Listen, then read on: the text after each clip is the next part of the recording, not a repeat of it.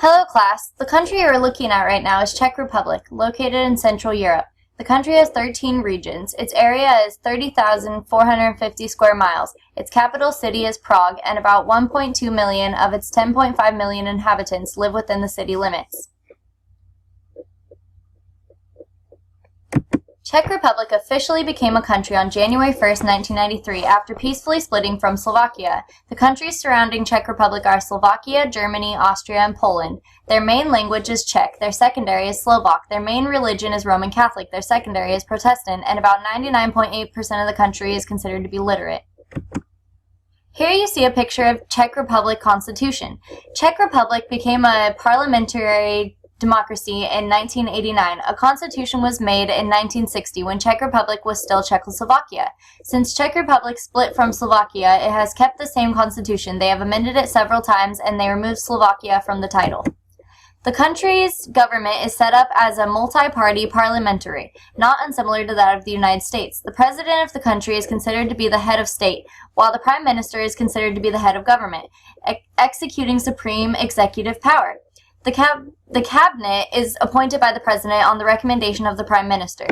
The current president of Czech Republic is Milos Zeman, seen in the picture on the left. He is the former prime minister, and he won the first Czech presidential election in January 2013. The current prime minister of the country is Bohuslav Sobotka, who was formally appointed in January 2014. He is seen in the picture on the right. Czech Republic was rated number 13 on the World Press Freedom Index for the last 2 years. They have roughly 350 channels. 16 of these stations have national coverage, with 4 being publicly operated. There are 80 radio stations. 10 of these provide national coverage, and 15 stations are publicly operated. Needless to say, Czech Republic has many media outlets. Some of these specific outlets are Lidov Noviny, Mlada Fronta Dnes, Pravo, the Prague Post, which is produced in English, and Respect Weekly, which are all national Prague-based newspapers, Blesk, a Prague-based daily tabloid, and Hospodářské noviny, the daily financial newspaper. Broadcast media in Czech Republic is divided into radio and television. For television, Czech TV and CT24 are the main public news stations. For radio, Czech Republic is the main public news station. It's also known as Radio Prague.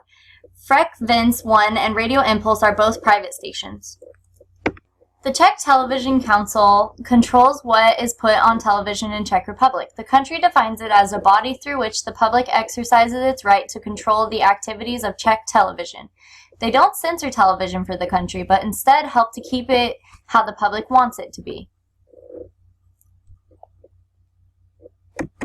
The total number of newspaper circulation in the country is 1,704,000 papers delivered every day.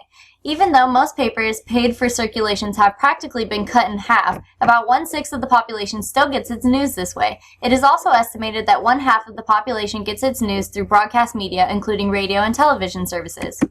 Since the broadcasting law was amended in 1995, this gave operators of media the right to free and independent broadcasting, with the added responsibility to provide objective and balanced information essential for the free formation of opinions.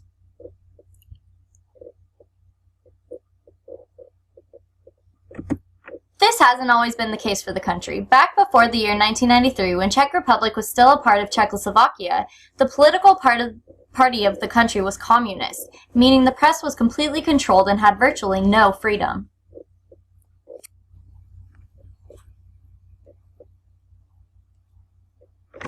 After the two countries split and the law was amended, the media of Czech Republic became almost completely free, meaning they could explore the news of the world and report about it to the public with virtually no restrictions. The country's new national motto became Pravda vítězí, meaning truth prevails.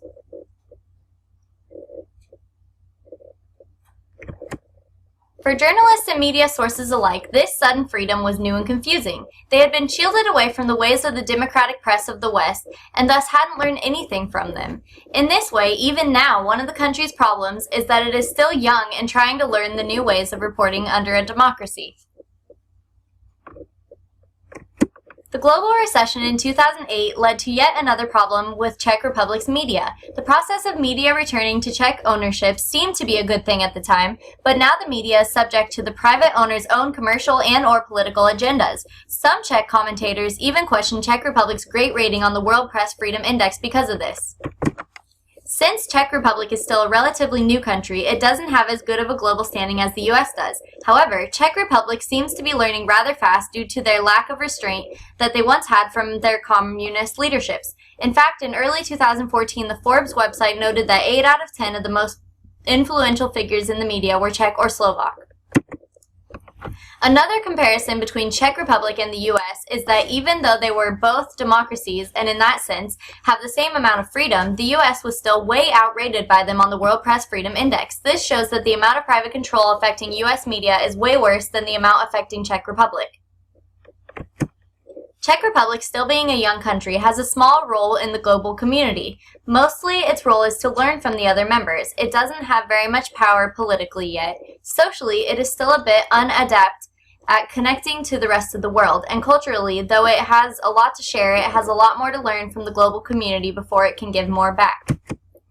In the future, Czech Republic will be moving more into the digital era, where it is currently lacking compared to the US.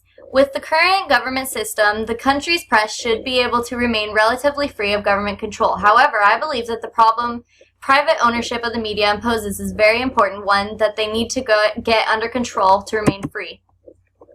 Though the country faces some challenges in the future, I believe overall that it has a great chance at keeping its press free and that its media system will only get stronger with access to the global community. It has many countries that rank higher than it on the World Press Freedom Index to learn from. All it has to do is take the initiative.